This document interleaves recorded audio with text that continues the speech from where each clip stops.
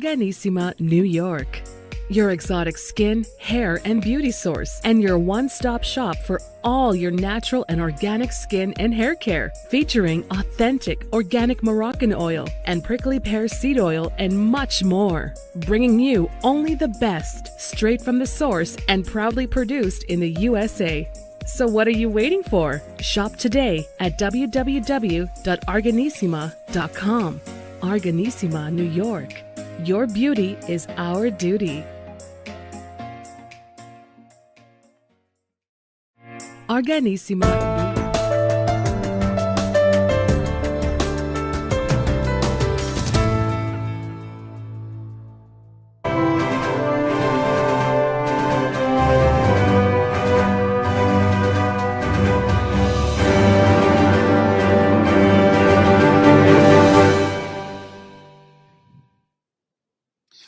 Well, welcome back to the iHealth channel, iHealth Radio. New show, new guest, new topic. Today's topic, interestingly, is something we might not think about in the concept of health yet. It does play a big role, and we might not even see it or even think about it. And probably anyone listening to the show or watching it has been through it somehow in their life. And so with us today, we have a special guest. All the guests are special, but especially today because our doctor has a lot of different backgrounds. First of all, she's a doctor in holistic psychology. She is also an author of one of the best seller books, and we'll talk about that. She has also another book that's coming up or just came out. We'll talk about that. She's been on Fox, CBS, the Oz, the Oz, I think Dr. Oz, right? Dr. Oz, and few other places, and so she's been around. She's also a podcast host. She does all stuff, and she's got a whole own institute of PBT, I think. So we'll talk about that. I keep the acronym. I don't want to break it down until you tell us. So again, without further ado, I always do this mysterious thing. So Dr. Debi Silber with us today, and she's gonna take us to the topic of betrayal. Today's show is the betrayal effect.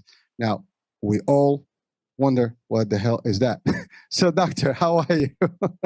Thanks so much for having me on the show. Really looking forward to this conversation. Well, same here. And I'm sure we're going to get all kind of like, pause in a minute and just watching and listening and sinking all that good stuff that you're going to give us. So first things first, doctor, tell us a little bit about your background, and then we'll take it from there. Sure. I've been in health mindset, personal development. This is my 30th year in business. And as my life would change, so would the business. And I was a holistic dietitian, personal trainer, then whole health coach, then functional diagnostic nutritionist, and then crisis trauma happened. And it was the betrayal of my family. And then a few years later, it was my husband. So, no one studies betrayal unless you have to. So I got him out of the house, and here I was, 4 kids, 6 dogs, a thriving business. And I enrolled in a PhD program in transpersonal psychology, the psychology of transformation and human potential. I was changing. I didn't quite know what was going on, but I was obsessed with transformation. He was too on his own, wasn't ready to look at that yet. Anyway, dove into this program, and I studied betrayal. What holds us back? What helps us heal? And what happens to us physically, mentally, and emotionally when the people closest to us lie, cheat, and deceive? That study led to 3 groundbreaking discoveries, which changed my business, my health, my family, my life. Wow. All right, that's a lot in a nutshell, and we're definitely going to have to deep dive across all that.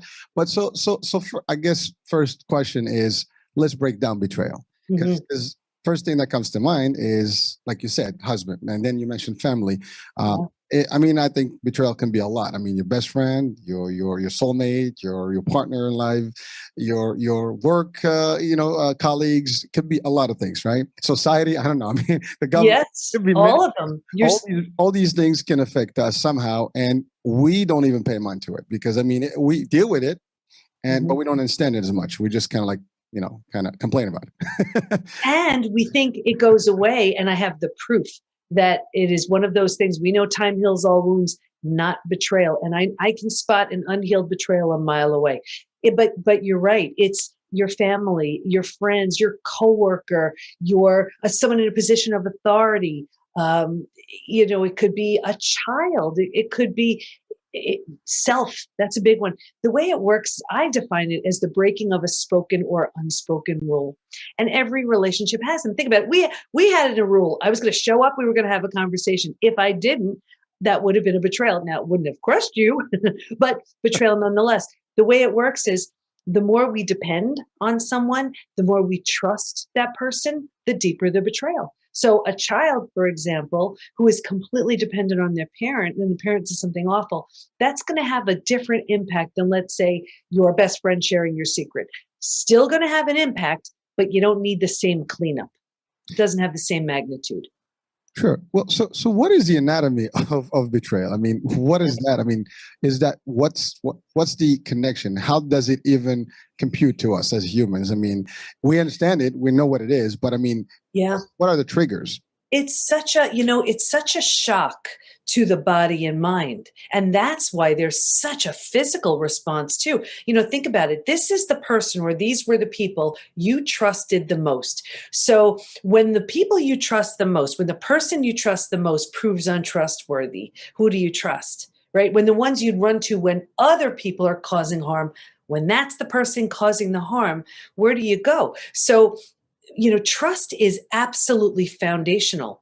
It's what we all need to feel safe and secure. It gives us a sense of safety and security. So betrayal shatters that sense of safety and security. It's so basic, and that's why it's so traumatic. Well, true. And again, one of the questions that came to mind just as you were saying that is that so I trust a lot of folks in my life. Mm-hmm. That's a choice. Yeah. And there are people that don't trust anyone. Mm-hmm. So we have that kind of like, two spectrums right there. And unfortunately, the majority of people always rely on others. And we interact with people. We're humans, we interact with folks, right? Yeah. So there's, like you said, I mean, as simple as like, maybe not showing to the show, or me not, being here. Right. So all that stuff can be, but so the betrayal level has to do with our social dynamics. We all are in an environment. We set our expectations, and sometimes they're too high. Well, this is the thing. It's without our awareness or consent. Someone decided to break those rules, those agreed upon spoken or unspoken rules. And we assume that someone else is acting with the same level of morality, ethically, all of the same way that we are. I live very simply, that I always question, if it's going to hurt someone, just don't do it, period. That's how I live. And I assume everybody else lives that same way, and that's not the case. So you want to believe that you can just rely on everybody, and I still wouldn't change how I am. I like that I'm trusting and that I'm trustworthy. But what happens is, with betrayal, that person on the other end, during this part of their lives, or where they are in life, or whatever it is, decided to be untrustworthy, put themselves first, whatever the case may be. Well, so let's dive into that. I mean, sure. Everybody now, I mean, you take, there's two stories or three stories, three sides to the story, right? There's yours, mine, and the truth. And always, everybody's going to, try to defend themselves in it. So there's the one that's been betrayed and the one that betrayed.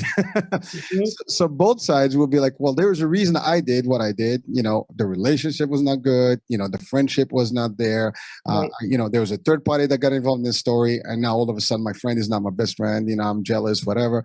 It could be your office, colleagues that kind of like, betrayed you to others and stated something about you. It could be all those. But there's always a reason behind that. Right. So it could be a reason, it could be an excuse. It's all based on the rules of that relationship. Sure. If the rule in that marriage is we're going to be monogamous, and then someone decides not to be, that's a breaking of that rule. If the rule in the office is, we're going to present this idea together to the boss, and then that person, the coworker behind your back, right, presents that project, you see, it's a breaking of that rule. That's where it's a betrayal. So, but it's, again, as you said, it's unspoken. It's not like I don't hear you. Hello? Oh, okay. Didn't hear you there for a minute. Sorry. So at the end of the day, I speak to you, but it's not a contract, right? And it's an expectation. And someone can say, well, I never agreed. Now, granted, in a relationship, Mhm. Couples. That's different. And whether you're a boyfriend, girlfriend, or whatever relationship is a little different if you're, let's say, married. I mean, marriage, there is a whole, matrimonial, ceremony. There's the whole thing. There's that agreement. There's Mhm. all these things Yeah. that you have to promise that you're going to do, right? But Right. but at the end of the day, you're right. There's always betrayal. So there's person is not trustworthy, and boom, there's a problem. But that's the most common, I think, form of betrayal that most of the people relate to. But you mentioned the office, where you and your partner, or you and a colleague, have this great idea, and it's funny because the movie for Facebook, right? And I don't know if you've seen the movie, about the story about how it started. So there was some Oh, story yeah, of yeah. that, So when you look at, I mean, that's big, right? And again, real or not real, we're not debating that, but just something like that, you're like, wow, this could happen. But again, when it comes to ideas, when it comes to a lot of stuff, that's why people have patents and trademarks and things like that. So you got to protect your stuff. Otherwise, hey, sorry, you snooze, you lose, right? Yeah, but that's it. And you know what? And that's what was so. There were three discoveries that were made in this study, and betrayal is so different. And I felt that, but I didn't want to assume because I had been through death of a loved one. I had been through disease. I was in the ICU for 11 days. But betrayal felt different. Didn't want to assume it. So I asked all my study participants, and I said, if you've been through other traumas besides betrayal, does it feel different for you? Hands down, unanimously, they said, it's so different. Here's why. Because it feels so intentional, we take it so personally. So the whole self has to be completely rebuilt. The whole self is shattered. Rejection, abandonment, belonging, confidence, worthiness, trust, they're all shattered and have to be rebuilt. So when they are, you're brought to a new level of yourself. And that healing is full healing there is now called post-betrayal transformation. Like, think about it. You lose someone you love. You grieve, you're sad, you mourn the loss. You don't necessarily take it personally, right? Betrayal feels personal. Well, because it's not voluntary. It's actually voluntary. It's not Yeah. like Yeah. someone did it with intent. I mean, That's it. betrayal is not something that happens, Yeah. and someone can play insanity and say, "Oh, I was out of my mind. I was drunk. I was this. I was that." I mean, to your point earlier, it's excuses, right? But it does cause trauma, Yeah. Oh, and absolutely. it's a scar, and it depends what level. Again, we're talking about maybe couples, but it could be family members. It could be uh, sometimes heirs of an estate. And there's all this stuff that happens just to who's gonna get the share of all the stuff. It could be many things: brothers, sisters, family members. I've seen it. I mean, in Yeah. close contact with family, with friends, and others, and I choose, for example, to have a very small circle of real close friends. I mean, I know a Mhm. lot of people, and Mhm. I respect everyone, but I limit who I trust in my own personal stuff Yeah. and confidence stuff. And that's a choice. Yeah. Some people are more open, and they believe also that nothing can ever happen, and or you can also have the other side. I don't care. People move on. Ciao, ciao, bye, sayonara, or whatever. And Yeah. so these are options. But you're right. When you really are close to someone and you put all your trust in them, and usually matrimonial stuff is the closest to that level, and where people are determined to spend a whole lifetime actually together, and then all of a sudden, boom, what happened? Yeah. And to your point, I mean, someone is traumatized. And again, I know I mentioned the ICU. I'm not sure if that was related or not, but Yeah. yeah. But someone can actually, we've heard stories. Someone goes extreme, attempt to suicide and other things. It can. Oh, I see that every day within my community. And here's the thing. It's such a shock because it's as if the person you thought you knew so well just takes the mask off. This is who I've really been, and this whole time. And what happens is it causes, when trust is shattered, we don't trust the betrayer, but we don't trust ourselves. We lose trust in everything because we say to ourselves, I'm a bright person. How did I not know? How did I not see? So if I can't trust them, maybe I can't trust that person. Maybe I can't trust that person. And our entire foundation is shattered. And one of the other discoveries was that while we can stay stuck for years, decades, a lifetime, and so many people do, if we're going to fully heal, We're going to move through these 5 now proven predictable stages. What's even more exciting about that is now we know what happens physically, mentally, and emotionally at every one of those stages. And we know what it takes to move from one stage to the next. So healing is predictable. I'm happy to go through the 5 stages. But when someone is stuck, which we see all the time, like to your point, what you were saying, they are stuck in a very common stage to get stuck in, and that's where they stay for life. Well, let's just seek help or try to figure other ways to get out of that hole. And I'll share the wrong type of help does more harm than good. We see that a lot. Like, let's say someone goes to a therapist. If that therapist isn't highly skilled in betrayal, it does more harm than good. And that only hits it up from one level. But with betrayal, to heal it, you have to address it physically, mentally, emotionally, psychologically, spiritually. And if you're only trying to do it, through talk therapy, you're not getting all of it. And so, I can spot an unhealed betrayal a mile away. And one of the ways we know it's not healed, and it could be decades later, is if someone's having repeat betrayals. A repeat betrayal means there is a profound lesson. I'm not saying it's your fault, but there is a profound lesson you're ready to learn, that you're worthy, lovable, deserving, you need better boundaries in place, whatever that is. And until and unless you learn that lesson, you will keep getting opportunities in the form of people to teach you that. Or we see it where someone puts the big wall up and they're like, nope, been there, done that. I'm not doing that again. They think it's coming from a place of strength. It's not. It's coming from fear. So they're keeping everyone at bay because they can't risk their heart getting hurt again. Right? We see it in health too. People go to the most well-meaning doctors, coaches, healers, therapists to manage a stress-related symptom, illness, condition, disease. At the root of it is an unhealed betrayal. And I see it at work all the time. People, they want to do that joint venture, that collaborative project, be that team player, but they're terrified. The person they trusted the most proved untrustworthy. How can they trust that boss or coworker, or a partner? Or they want to ask for that raise or promotion, but their confidence was shattered. So they don't have the confidence to ask, and they're bitter and resentful instead. And, that's the energy they're bringing to work with them every day. So it shows up in every area of life. Well, so the perfect segue there, because I was going to ask about, so the impact is in your personal home. I mean, and your immediate kids, I don't know, pets, whoever, your family members are, your immediate friends, everybody feels that wave, so when you are impacted, it also can make you lose your job. Yeah. Oh yeah. Actually, literally just, they go to work, they don't show up, they're just distracted, they don't meet their deadlines, and whatever the case may be, they snap at others.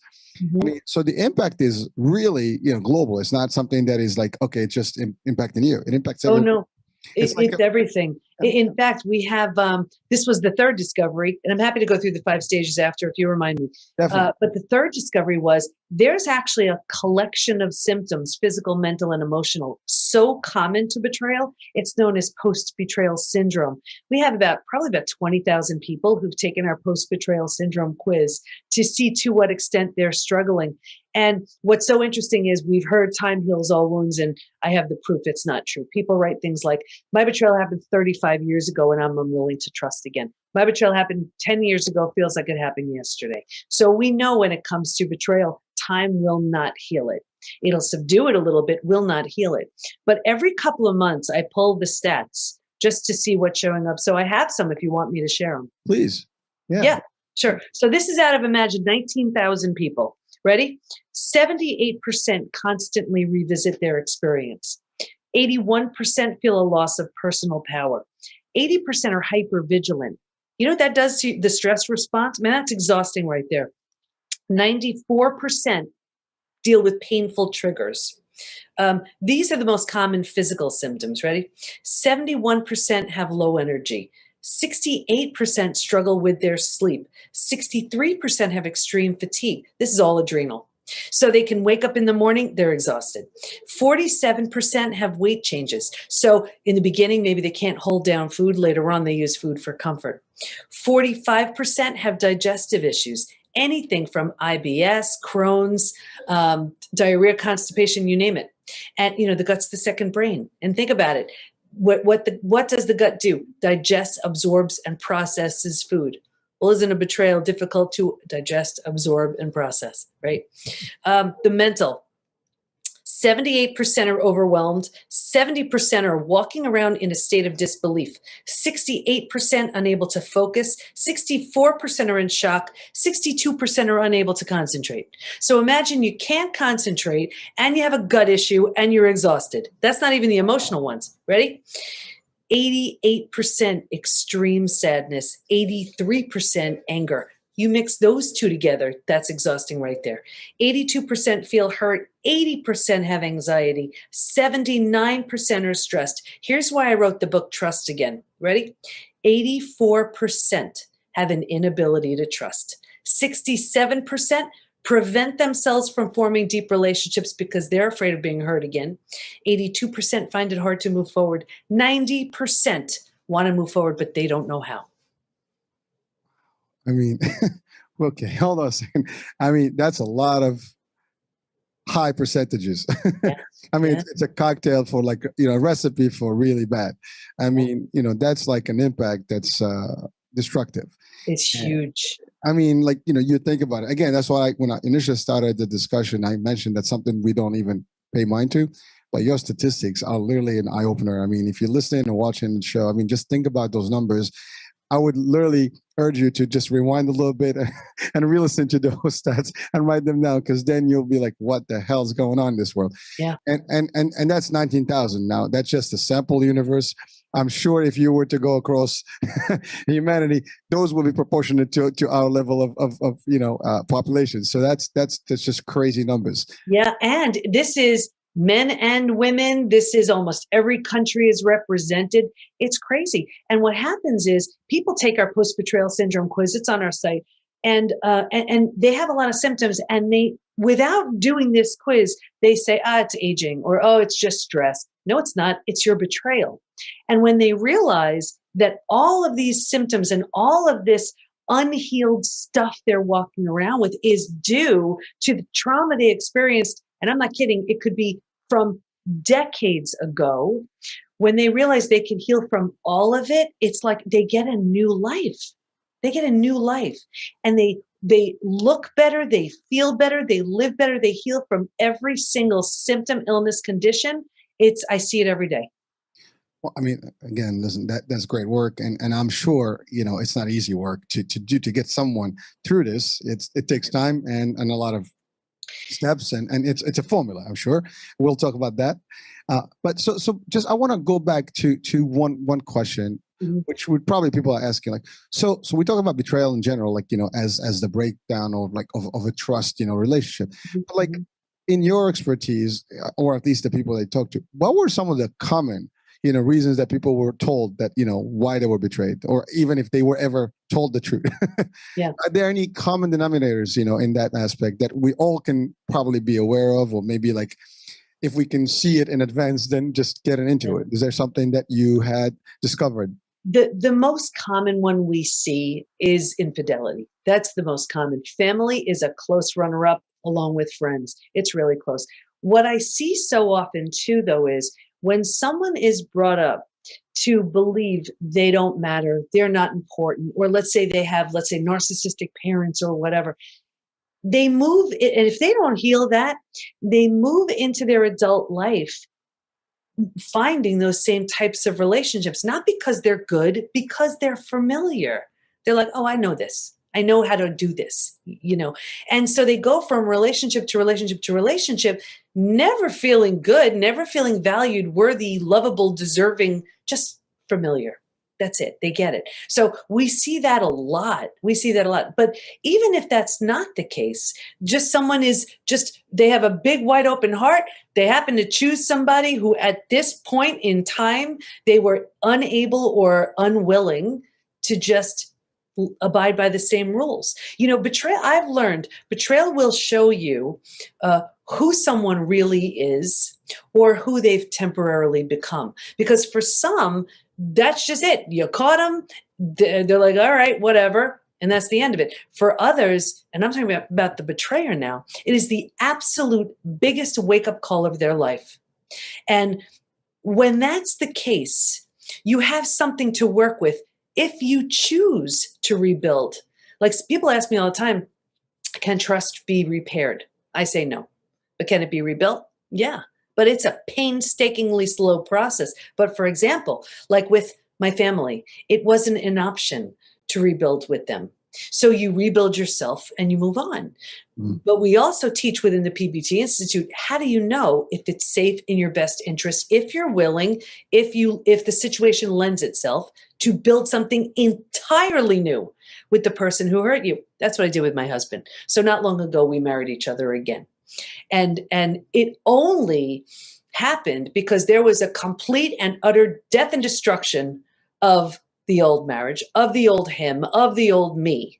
And only because of that do you get to birth something new. But what people so often do is they're so afraid of, that's it, it's done, and so they try to patch it up and fix it up and repair. I haven't seen it work yet.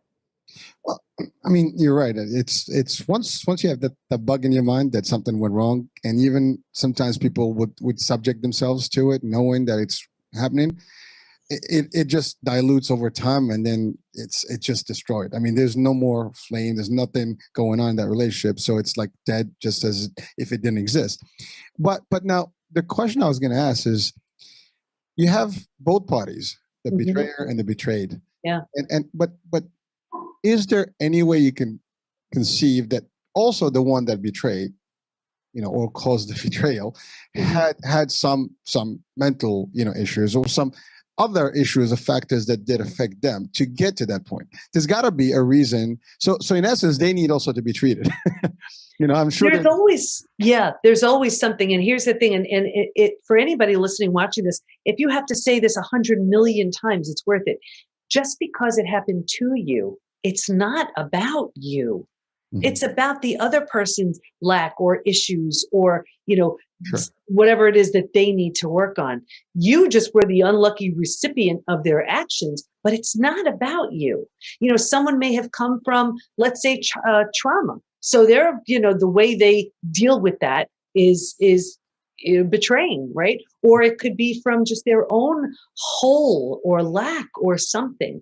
Doesn't make it an excuse, doesn't make it right, doesn't make it acceptable, right? But if they choose to do the work, that's why within the PBT Institute, people ask me all the time, well, I just want to be okay with my partner again. I'll never guarantee that. What I can guarantee is I will get the betrayed to their physical, mental, and emotional best. And from that place, they'll see things really clearly. And a few things happen. The partner either says, I better step it up to meet the strength of this person, or they've just outgrown them. We never know. Well, again, if they never seek help themselves, I mean, they'll be in the same position, and the other party is definitely ahead. So that connection now is totally like unbalanced. It's not going to work. Yeah, that's it. And we see it like this. And this is, I guess, for your viewers. Before betrayal, right? Maybe you were like this, and then the betrayal happens, and then here's where you have the best opportunity to do so much work, and you go like this. But if you just want to be with this person, right? You keep going like that. And then you get frustrated because you like it up here, but you keep doing this. And then you're like, why can't they do this? Because they're not willing, they're not ready. But the whole idea is you keep doing this, but if they're not doing the work, you know what you get? You get this, where they're like, who are you? And you're like, ooh, So the whole idea is if this is where they're going to stay, you're going to go your own ways. But what I've seen many times, and this was in my own case, my husband did this too, right? Or what happens is you do the work to get here, this shows up. But that's why I always say that getting into another relationship, it is the worst thing to do right afterwards, because your only job is to get yourself right here. From this place, you make your best decisions. Well, so you hit on a very important point here, because a lot of people have that rebound relationships. Like, I just want to find something like to clear my mind, but then that's not going to do it. So now it's just temporary stuff, and it's never going to, it's shallow, and it's probably going to have more impact on your mind and psyche and all the stuff, and just going to keep the hurt in there. So it's not going to help you change or get better. No. mentally and physically. And again, I'm sure in your discoveries, and studies, you've experimented, where people have had that same, outcome, or at least that same resolution, instant resolution that they thought they're gonna have as a remedy, but it didn't work. Yeah. So, Yeah. if you don't mind guiding us through the process, so someone comes to you, to the institute, and I don't know what to do. My life sucks. I'm done. I'm thinking suicidal. I'm thinking Yeah. alcohol, Mhm. addiction. I'm thinking drugs. I'm thinking all the bad stuff just to keep my mind out. Yeah. No, Yeah. which I'm sure some people get into that extreme. I mean, and then that's another problem. Now they have another issue that they have to deal with, Yes. or I think I'm going to lose my job because my boss doesn't stand me anymore. I mean, they were very sensitive to my situation, but how long can they do it if That's I'm it. never going to show up, or I keep showing up, late and not performing? Yeah.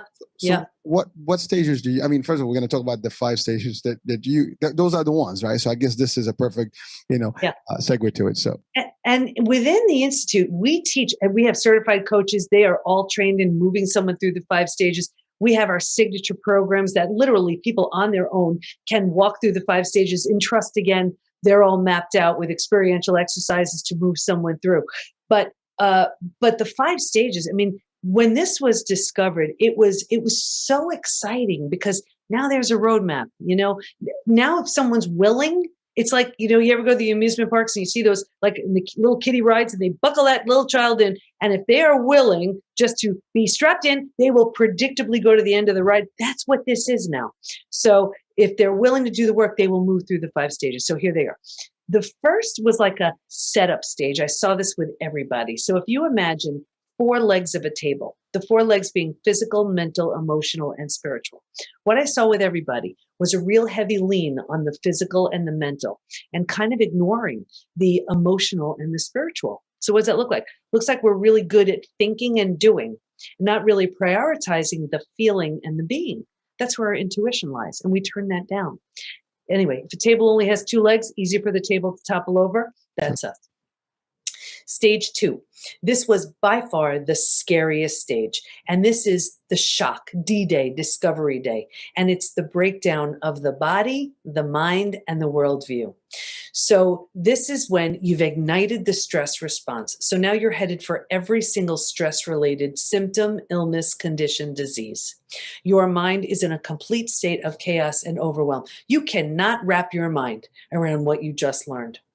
And your worldview is shattered. Your worldview is your mental model. These are the rules. This is how life works. Don't go there. Trust this person, right? And in a moment, everything you've known to be real and true is no longer. And the bottom is bottomed out, and a new bottom hasn't been formed yet. It's terrifying. But think about it. If you were walking down the street and the bottom were to bottom out on you, what would you do? You grab hold of anything you could to stay safe and stay alive, right? That's stage 3. Survival instincts emerge. It's the most practical of all of the stages. If you can't help me, get out of my way. How will I survive this experience? Where do I live? How do I feed my kids, right? It's so practical. But here's the thing. This is the trap. Ready? Once you've figured out how to survive, you're like, whew, you think it's good. And because it feels so much better than the shock and trauma of where you just came from, you think this is good. So you start planning routes here. And then a few things happen. The first thing is you get your story. You get to be right. You get someone to blame. You get a target for your anger. You get sympathy from everybody you tell your story to, right? You don't have to learn to trust. Do I trust you? Do I trust you? I forget I won't trust anybody. So you plant deeper roots. And then now that you're here a while, you're not meant to be here for a long time, but you don't know that. You don't even know there's a stage 4 and stage 5. So you think this is it. I better figure this out. So now the mind starts doing things like, well, maybe you deserved it. Maybe you're not all that. Maybe you're not as good as you think. Deeper roots. Because like energy attracts like energy, now you're calling people and circumstances and relationships towards you to confirm that this is where you belong. It gets worse, but I'll get you out of here. Because you don't like it, but you don't know there's anything better. Here's where you resign yourself to thinking, I better get used to this because this is, I guess, as good as it gets. So here's where you start using food, drugs, alcohol, work, TV, keeping busy to numb, avoid, distract yourself because you don't like it, right? So you do this for a day, a week, a month. Now it's a habit, a year, 5 years, 10 years, 20 years. And I can see someone 20 years out and say, that emotional eating you're doing, or that drinking you're doing, that numbing in front of the TV you're doing, do you think that has anything to do with your betrayal? They say, it happened 20 years ago. But do you see? All they did was get stuck in stage 3. That's it. If you let go of some of those small self benefits, right? You grieve, you mourn the loss, you do a bunch of things. You can move to stage 4. Stage 4 is finding and adjusting to a new normal. Here's where you acknowledge, I can't undo my betrayal, but I can control what I do with it. And I always use the example of if you've ever moved to a new house, office, condo, apartment, all your stuff's not there. It's not quite cozy yet, but it's going to be okay. And when you're in that space, you're turning down the stress response. You're not healing just yet, but now you're not causing the massive damage you were causing in stages 2 and stage 3. This is what's really interesting to stage 4 also. If you were to move, you don't take everything with you, right? You don't take the stuff that doesn't represent who do I want to be in this new space. And what I found was if your friends weren't there for you right here during this period of time, right here's where you've outgrown them. And people say to me all the time, I've had these friends for 10, 20, 30 years. What the heck? Is it me? Yes, it is. You're undergoing a transformation and you're outgrowing those friends. Very common. Anyway, when you've settled into this space, you've made it okay, you can move into the 5th most beautiful stage. This is healing, rebirth, and a new worldview. The body starts to heal. Self-love, self-care, eating well, exercising. You didn't have the bandwidth for that. You were surviving. Now you do. Your mind, you're making new rules, new boundaries based on who you're becoming. And you have a new worldview based on everything you've experienced. And the 4 legs of the table, remember in the beginning, it was just physical, mental. By this point, we're solidly grounded because we're focused on the emotional and the spiritual too. Those are the 5 stages. That's a lot of work. I mean, and you did a good job in summarizing them in very short term. But now, for some, obviously, the experience for each person will be different. So I come in, and by the way, you said male, female, Yeah, everybody. So I come into you with my problem, right? You get me through the whole, process and the stages and try to help me out. Now, the ability for me to get through the stages also has to be coming from, there's got to be something that I have to put in. It has to be will, has to be participation. Otherwise, I mean, this treatment can be, in a month. It can obviously not a month. I'm just, I'm not sure what the time frame is, but certainly it could be a long and lengthy process, or it could be shortened depending on how quickly I'm willing to fit in and do all this stuff. So I love that you said that. I love that you said that because willingness is one of the biggest needle movers. It really is. It's like, because there are some people who are so resistant. They are clinging to their story. They are not letting it go. And that's where they stay. But the ones who say, you know what, I don't know what life's going to look like. But I don't know where I'm going to be. I don't know how it's going to look. It's got to be better than this. I'm just going to keep going. I'm not picking my head up until I'm out the other side. Those are the ones who heal. But that time can vary as well. I mean, it could be months, could be weeks, could be years. Everybody's different, right? And even with the willingness, it's also how other factors may be impacting their life. I mean, maybe they come across that same person, then their emotions are restarted again, all this stuff. So all these things can be, factors that can impact someone. I mean, I'm assuming there is a median range of where people can get over things. Now, one thing that comes to mind is that what about the people that instead of seeking the help and really getting out of it, actually dish it out? Now they're on a vengeance and almost like not so much on that first person, but now they take it on everybody else. So I was betrayed. Let me just, do damage to others. And so therefore now they're more of a vengeful, resentful, folks, and they just go out there like on a warpath. So very common. There's so much. Remember how anger was like 83%. I mean, it's so big. So when you're so angry and you have these intense emotions and you're just not, you don't have the tools and the strategy or the right type of support to channel it appropriately. Yeah, Sometimes you can take it out on absolutely the wrong people and go down a really bad path. The best case scenario is you say, okay, this feels so bad. Let me just get some help here so I feel better. And that's it, and that's why we have so many people who come in, because I took a look at what's within the PBT Institute is whatever the 20,000 people said they need, what the research proved, what worked for me and all my study participants, and I saw what wasn't working. And that was three things. That was the wrong type of support from someone who really doesn't understand. That was when people are numbing, avoiding distracting, or when they're in some sort of support group like the Ain't It Awful Club, and you start feeling better and then you don't belong. I'm like, there is nothing good about any of those things. So what we have is the right type of support that lifts and inspires, So when we have one member who they just did something really big for them, like set a new boundary or stood up for themselves for the first time or whatever big thing it was for them, we have members jumping in and cheering them on. And that's what inspires the other ones. They sound different, because they're doing different things. And all of our coaches they're all so different, and they all have their own specialties. They specialize in reconciliation, in narcissism, in addiction, in chronic pain, in health, but they've all been through it. And they all know how to move someone through the stages. So if someone wants the healing, it's available to them. But, yes, they have to be willing. Sure. Well, I mean, that's the first step. Like even with all addiction, right? And all different problems.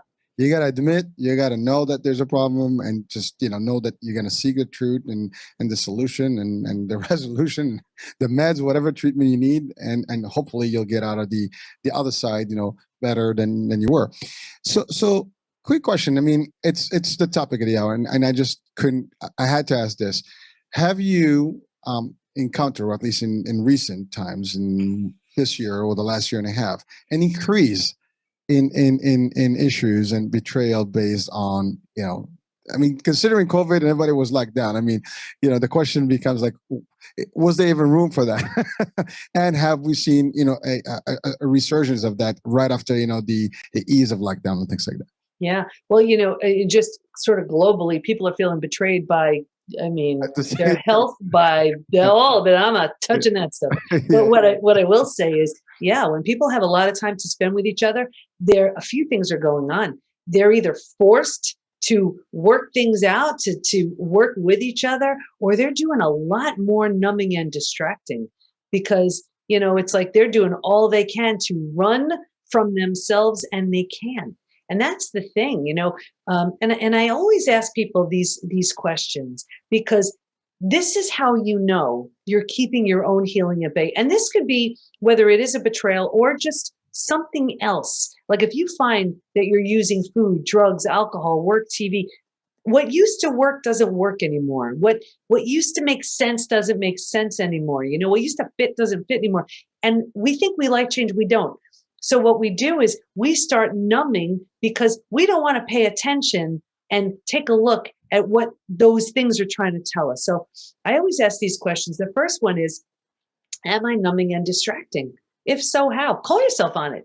Do you walk into the kitchen, you're not the least bit hungry and you're grabbing food?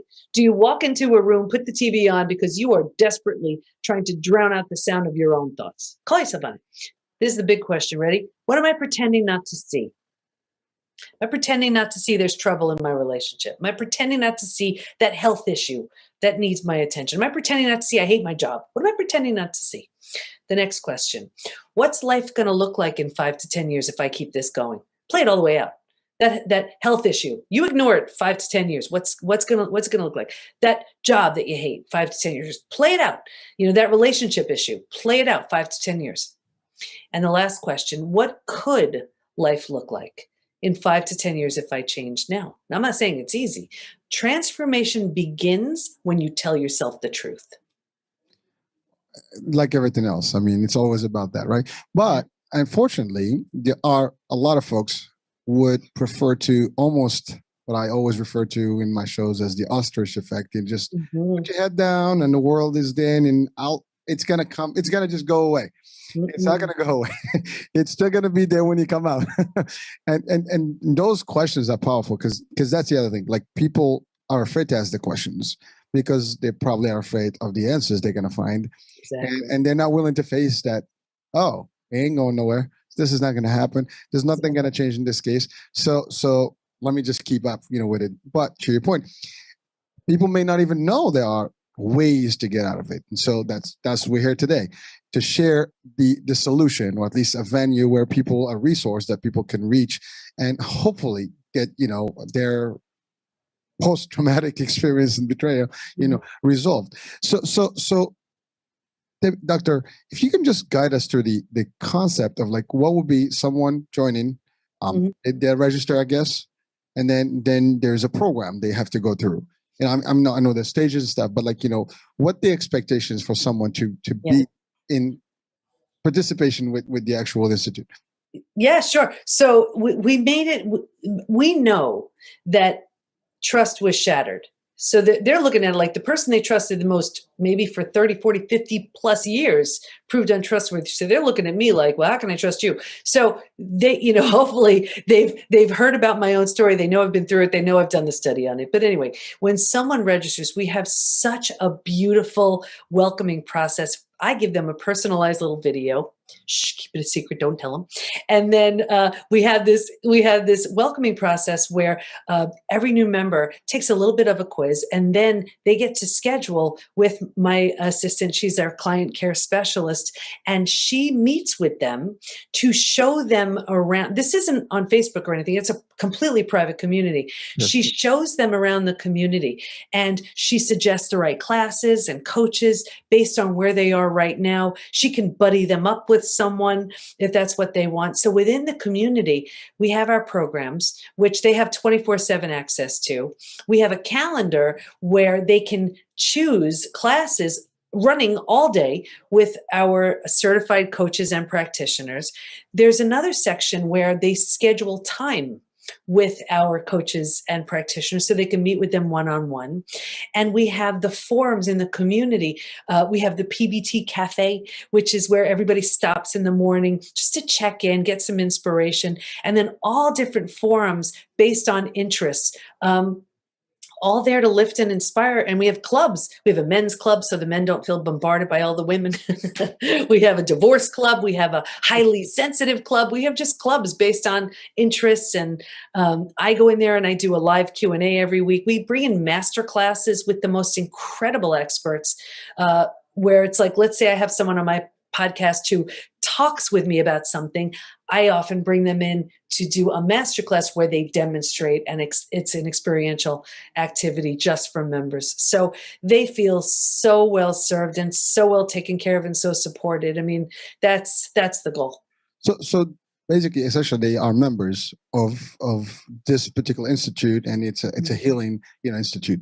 So it's pretty cool. And it's like training wheels until they don't need them anymore. The goal isn't to keep them stuck. The goal isn't to keep them there forever, although people love it and they don't leave.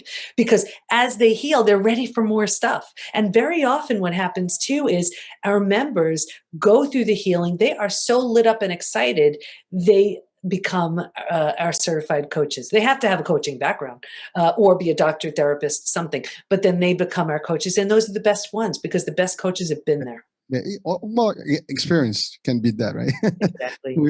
When you go through it, you by example, you understand it. So, and to your point, it's also credibility. Like, you don't know what I went through. Well, I did. Yeah. So Yeah. about that, right? Yeah. So you mentioned a lot of stuff, but not physically. Where are you guys located? And would you? I mean, is there a way to do virtual? I mean, considering we had a very virtual year.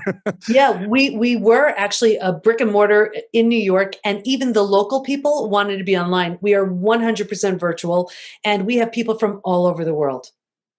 And classes run for the most part during the day, but replays of everything are available because we have people in Switzerland. We had a coach from Slovenia. I don't even know where that is, but she taught at some crazy time, and it worked. And we just have people from all over, from Germany, from the UK, from Canada, the US, and everybody is 100% online.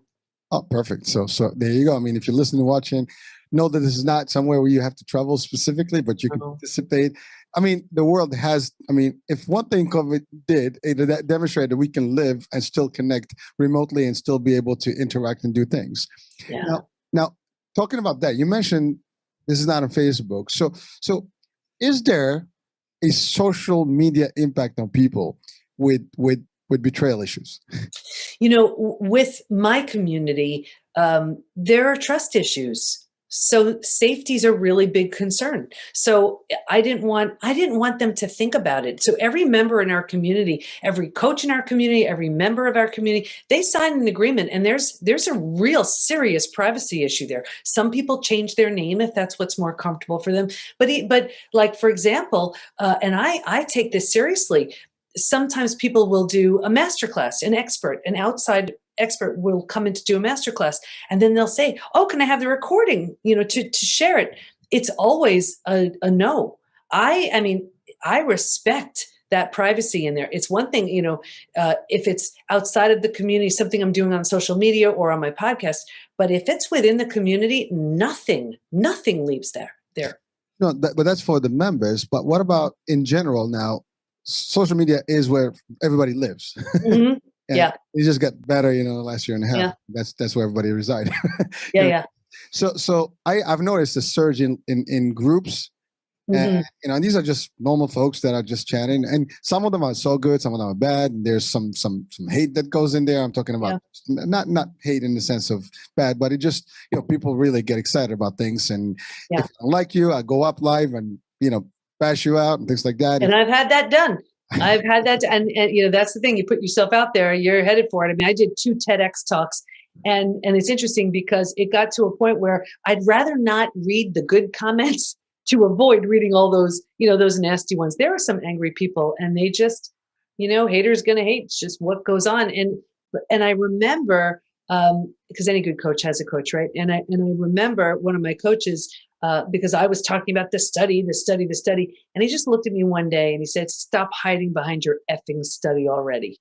And I was like, "Oh, all right, I have to get my story out there." And I knew people were going to judge, they were going to critique. I mean, this is the stuff gossip thrives on. But I'm trying to reach the people who need it. The other ones I'm just not interested in. Well, again, that's across everybody. Everybody, there are people that just live to criticize, and it's negative. There's no positive criticism where you can really give something positive or just keep quiet. But you have people. It's freedom of opinion, right? So everybody can say whatever they want, and social media makes it easier. But again, I think there is an impact because some people would listen to that negative vibe, and you go into a tough time, and instead of getting like, "Hey, seek help," these are Mhm. professionals. Oh, screw that guy, screw this lady, do this, go out Yeah. there, do your thing. So the advice they get, to your point, is the wrong advice, and then they just get in that snowball It's effect, and it's a bad deal. Uh, They don't heal, and they see it. So here they are. They've already been through the worst part of it. Like, why not feel better?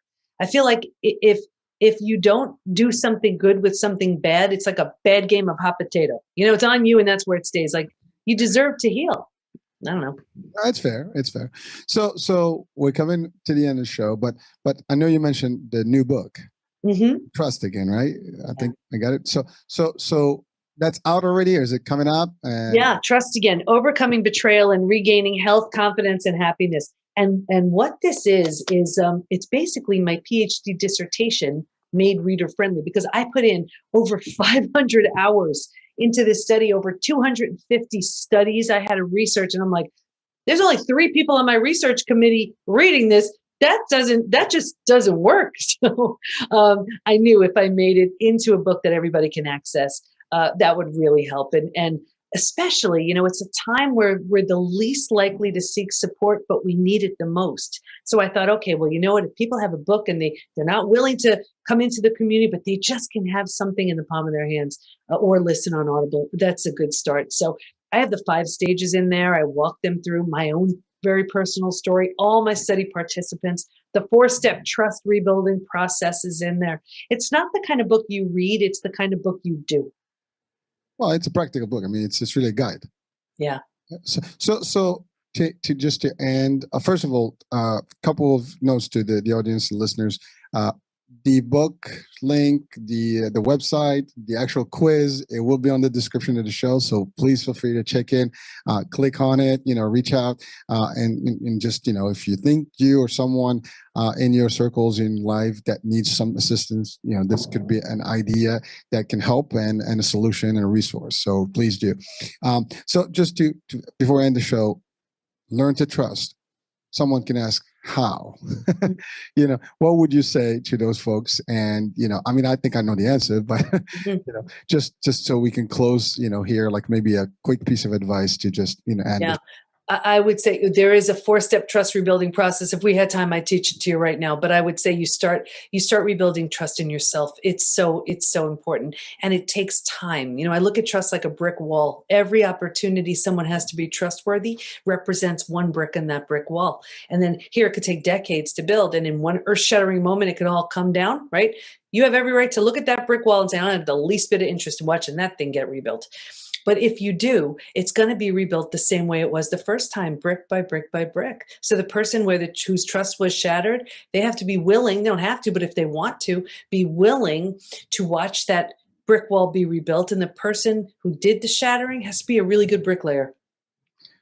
Thank you. That's pretty powerful advice. And, Doctor, it was a true pleasure and a great inspiration in terms of what this topic is. Things that I probably didn't think about, you've brought to light, and I'm sure a lot of folks out there will be listening. Like, okay, well, I didn't think about this. Well, now you know. So there are solutions. There's so many options for folks out there, and the key here is take the necessary steps to heal. Take the necessary steps to be better. Believe. And do. Well, your life is waiting, it's like there's no reason to be sick, sad, and stuck. There's a version of you so healed, so healthy, so vital, so strong, so empowered that's on the other side of your healing. And that's that place of post-betrayal transformation when you move through the 5 stages. And you are worth it. I mean, everybody's worth it. And you know what? Don't let anything move you or shake you. You can do better. And that's my little, piece in there.